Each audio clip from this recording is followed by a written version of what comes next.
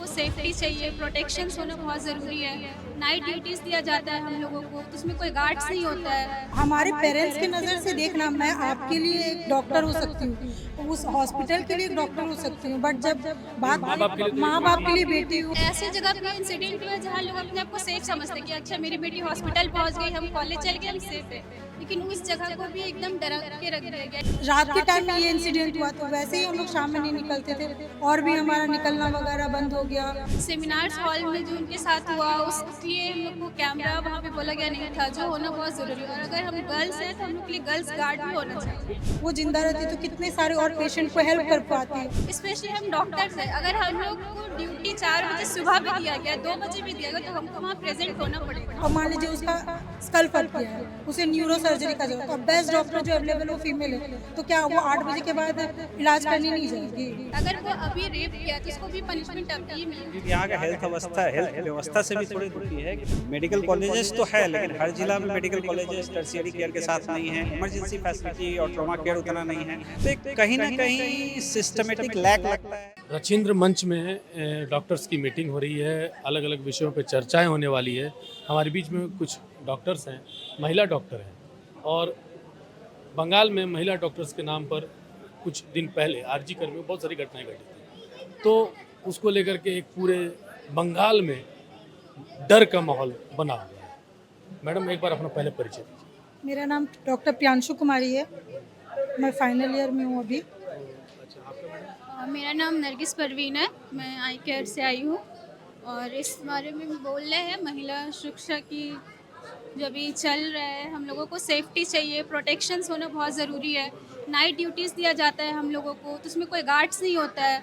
Seminars hall में जो उनके साथ हुआ उसलिए हम लोग को कैमरा वहाँ पे बोला गया नहीं था, जो होना बहुत ज़रूरी है। और अगर हम गर्ल्स हैं तो हम लोग के लिए गर्ल्स गार्ड भी होना चाहिए। ये बहुत इंपॉर्टेंस है, हर जगह सिर्फ मेल्स गार्ड होना ये ज़रूरी नहीं। अगर हम फीमेल्स हैं तो हमारे लिए फीमेल गार्ड होना कंपलसरी है। रेस्ट रूम भी अच्छा चाहिए मैम, होता है। एक सवाल है पहला तो मेरा। आरजी कर का मामला बहुत अभया वाला मामला, बहुत ज़्यादा लोगों को दर्द पहुंचाया।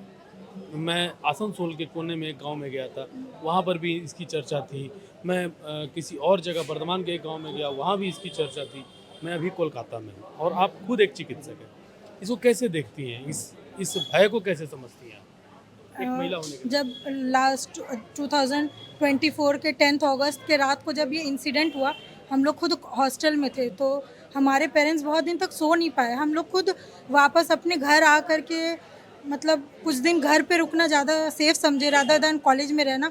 हालांकि हमारे कॉलेज में सारा प्रोटेक्शन अवेलेबल था, पूरा गार्ड सब कुछ अवेलेबल था ये इंसिडेंट के बाद, बट हमें खुद तो डर है ही है, बट हमारे पेरेंट्स के नज़र से देखना, मैं आपके लिए एक डॉक्टर हो सकती हूँ, उस हॉस्पिटल के लिए एक डॉक्टर हो सकती हूँ, बट जब बात माँ-बाप के लिए तो एक माँ बाप बेटी के लिए बेटी हूँ, और जैसे उनकी बेटी के साथ हुआ, उनको जितना दर्द हो रहा था, दुख हो रहा था, मेरे पेरेंट्स रात में सो नहीं पा रहे थे। फिर जब ये इंसिडेंट के थोड़े दिन बाद, ऑफ कोर्स कॉलेज लाइफ तो कंटिन्यू होता है, कॉलेज गई तो बहुत दिन तक तो पेरेंट्स को रात को नींद नहीं हो रहा था, थोड़ा आवाज़ दरवाजे के बाहर होता था। हालांकि प्रोटेक्शन है, गार्ड्स है हमारे हॉस्टल में, वार्डन्स है, फिर भी रूम के बाहर बना हुआ था। कॉलेज में कभी इतना, हमारे कॉलेज में हमने इतना गार्ड नहीं देखा, कभी हाई लेवल का प्रोटेक्शन हमारे डीन सर ने प्रोवाइड करवाया, दैट हर जगह गार्ड्स था, दैट हम लोग सेफ रहे। फिर अभी जैसे शाम के टाइम में इंसिडेंट होता है, रात के टाइम में ये इंसिडेंट हुआ, तो वैसे ही हम लोग शाम में नहीं निकलते थे, और भी हमारा निकलना वगैरह बंद हो गया।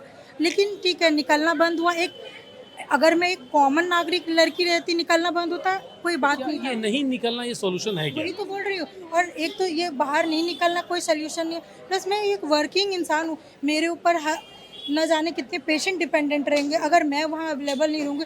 मैं अगर वहाँ आज जैसे उनके साथ, जिनके साथ ये इंसिडेंट हुआ, वो आज अगर जिंदा रहती, वो रेस्पिरेटरी मेडिसिन की डॉक्टर थी, कितने हमारे केस में टबर क्लासेस है, और एक इतना रेप्यूटेड गवर्नमेंट कॉलेज पहुंचना कितना मुश्किल बहुत है। बड़ी बात होती है। और इससे भी बड़ी बात, अगर वो जिंदा रहती तो हमारे देश में पॉपुलेशन इतना ज़्यादा है, ट्रीटमेंट की फैसिलिटीज़ कितनी कम है, वो जिंदा रहती तो कितने सारे और पेशेंट को हेल्प कर पाती, कितने की जान बचाती कितनी की जान बचाती। है।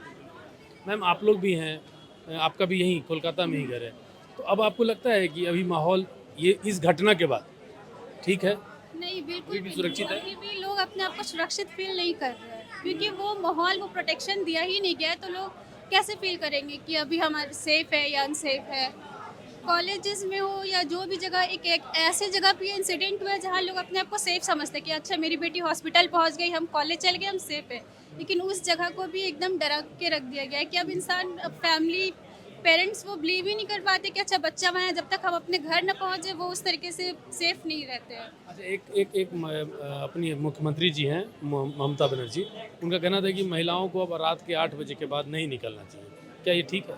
बिल्कुल भी नहीं। क्यों, महिला हो या जो भी हो, जेंट्स हो, मेल फीमेल हो, रात 10 बजे 11 बजे, स्पेशली हम डॉक्टर्स हैं, अगर हम लोग को ड्यूटी 4 बजे सुबह भी दिया गया, 2 बजे भी दिया गया, तो हमको वहाँ प्रेजेंट होना पड़ेगा। हम नॉर्मल ये प्रोफेशन से नहीं है। मान लीजिए एक नॉर्मल प्रोफेशन है, वो 9 से 4 ड्यूटी करता है, 6 ड्यूटी करता है, घर चले जाता है। हमारा वैसा नहीं है, हमें कभी भी ड्यूटी लग सकता है। हम अगर मान लीजिए एक सर्जन अगर बोले, अगर आप नॉर्मल लोग के अकॉर्डिंग देखिए, अगर एक सर्जन बोले नहीं मुझे सेफ्टी नहीं है 10 बजे के बाद, और वो फीमेल सर्जन वो बेस्ट हो, और बोले क्या जो मैं 4 बजे शाम के बाद या 8 बजे रात के बाद अवेलेबल नहीं होंगे, और एक पेशेंट बहुत क्रिटिकल सिचुएशन में, और 8 बजे के बाद एक महिला को जाना अवेलेबल नहीं, और 8 बजे के बाद वो सर्जन अगर नहीं जाएगी, वो इंसान मर सकता है। आप बताइए क्या कोई लॉजिकल बात हो 8 बजे के सवाल बाद? तो फिर ममता बनर्जी को ही करना पड़ेगा इसका जवाब, कि 8 बजे के बाद वो जनता को ही बोल दें कि बीमारी ना पड़े, तभी तो डॉक्टर नहीं निकलेगी तो चलेगा ना। और हमारे देश में कितनी सारी डॉक्टर्स हैं, आप फीमेल डॉक्टर, आप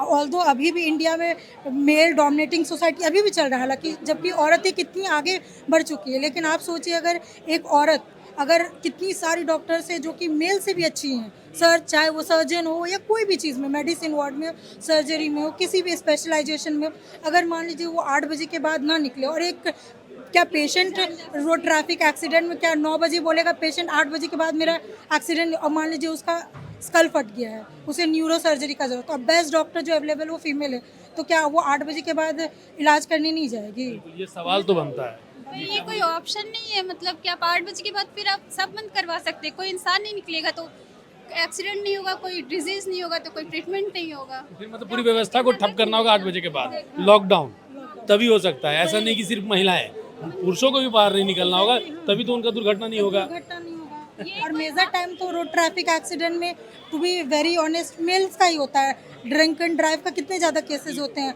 और हमारे देश के जो सड़क हैं उस पर आए दिन, हमारे हॉस्पिटल में हो या फिर कहीं भी हो, आए दिन सुबह के 4 बजे 3 बजे रोड ट्रैफिक के पेशेंट अधिकतर टाइम आते हैं। अधिकतर टाइम 5 बजे शाम में रोड ट्रैफिक के एक्सीडेंट के पेशेंट अधिकतर टाइम वो शाम रात ढलने के बाद ही आता है। इसका कुल मिला के अगली जो भी सरकार आएगी, आप लोगों की मांग क्या है, क्या सोल्यूशन है इसका? सॉल्यूशन बस यही है कि हम लोगों को सेफ्टी चाहिए। ये नहीं कि आप अगर कोई रेपिस्ट है तो उसको इंसिडेंट उस वक्त ही पनिशमेंट मिलना चाहिए। ये केस चल रहा है, फिर वो चला जा रहा है, छूट जा रहा है, ऐसा नहीं होना चाहिए। अगर वो अभी रेप किया तो उसको भी पनिशमेंट अभी ही मिलना चाहिए। दीदी कहती है कि हम 10 लाख रुपए दे देंगे, 40 लाख दे देंगे। 10 लाख 20 लाख से आप किसी का जान बचा सकते हैं। वो जो करोड़ों रुपया कमा सकती थी, उस 10 लाख से उसका क्या हो जाएगा? तो करोड़ों रुपया कमा सकती थी, उसका 10 लाख से क्या होगा? एकदम बहुत सटीक विश्लेषण खुद महिला चिकित्सकों ने बताया है, और ये बता रही हैं कि क्या होना चाहिए और क्या आने वाली सरकार को करना चाहिए। आपको कैसी लगी इनकी बातें? यही एक सॉल्यूशन है। अगर वो उस वक्त रेप किया तो सजा उस वक्त है, अगर वो नहीं बच रही तो वो भी नहीं बचना चाहिए। हमारा यही आप लोग बहुत दिन आंदोलन किए, क्या लगा कि आप लोग को न्याय मिला? न्याय नहीं मिला। न्याय मिला होता तो जो रेपिस्ट था वो हैंग टू डेथ होता। अब बिल्कुल नहीं मिला है। उसकी जगह और प्रोटेक्शन, एग्ज़ाम के नाम पे हम लोगों के साथ बहुत कुछ किया गया कि एग्ज़ाम स्ट्रिक्स करो, ये करो, वो करो, परेशान जो करो। परेशान किया गया, लेकिन वो नहीं किया गया जो करना चाहिए। तो खैर, ये है बंगाल की हकीकत। अब जनता तय करेगी कि इस हकीकत को बदलना चाहिए या फिर वही रखना चाहिए। इसी डॉक्टर्स की बैठक में आए हुए हैं डॉक्टर प्रभात सिंह। डॉक्टर साहब, कहाँ के हैं आप? ऐसे तो हम शुरू से बंगाल में ही हैं, लेकिन अभी आने वाले 40 साल से बंगाल में ही रहते हैं। 40 साल से बंगाल में, तो बंगाल को आप मुझसे ज़्यादा बेहतर जानते होंगे, क्योंकि हम तो अभी हाल में 10 दिन से बंगाल में हैं। दादा, बंगाल में चल क्या रहा है? डॉक्टर्स के साथ कैसा चल रहा है? हाँ, ये सवाल मेरे से ठीक रहेगा कि डॉक्टर के साथ कैसे चल रहा है, बाकी क्या चल रहा है इस पे इसलिए आप पॉज लिए तो हमको लगा कि कुछ बदल देना चाहिए सवाल। इस पे हम एक्सपर्ट नहीं हैं। डॉक्टर्स का जो चल रहा है बेसिकली जो है 2-4 इशू आप जानते ही हैं। हम लोग सारे डॉक्टर समाज जो है सबसे ज़्यादा जो दुखी हुए थे अभया कांड जो हुआ था आरजी कर में, तो सबसे पहले यहाँ का सिक्योरिटी समझ रहे हैं क्या सिस्टम चल रहा है। दूसरा, हम लोग यहाँ का हेल्थ की व्यवस्था से भी थोड़े दुखी है, क्योंकि हेल्थ व्यवस्था में जब आप देखते हैं तो मेडिकल कॉलेजेस तो है, लेकिन हर ज़िला में मेडिकल कॉलेजेस टर्शियरी केयर के साथ नहीं है। इमरजेंसी फैसिलिटी और ट्रॉमा केयर उतना नहीं है। पेशेंट्स बहुत रेफ़र किए जाते हैं, पेशेंट भर्ती नहीं हो पाते हैं। तो एक कहीं ना कहीं सिस्टमेटिक लैक लगता है। साथ में बहुत टाउट्स है, जिनको बोलते हैं दलाल बोलते हैं मेडिकल सिस्टम में। आप जाइए, पेशेंट को हमेशा पता चलेगा नहीं बेड नहीं है, कुछ नहीं है। तो ये जो अव्यवस्था है, इसमें कम से कम ठीक होना चाहिए। तो उसी के लिए हम लोग डॉक्टर समाज लोग मिल के क्या होना चाहिए, उसके बाद एक चर्चा करके वही आगे जरूरत पड़ेगा तो जो भी सरकार बने उसे दिया जाएगा कि इस बारे में सोचे और थोड़ा सा सुरक्षा को लेके सोचे। और हम लोग डॉक्टर समाज अभी सोच रहे हैं कि अभी चूंकि आए हैं, वोट का समय है, तो ये हमारा नागरिक कर्तव्य है।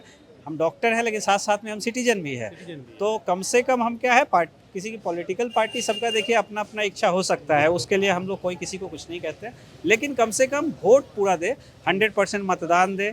अपने आसपास पड़ोसी विभिन्न मित्र डॉक्टरों को भी मोटिवेट करे 100% मतदान देने के लिए। उसके साथ सुबह सुबह उठ के मतदान करे, फिर जलपान करे, जो कहा जाता। बस वही हमारा जो है 100% मतदान हो।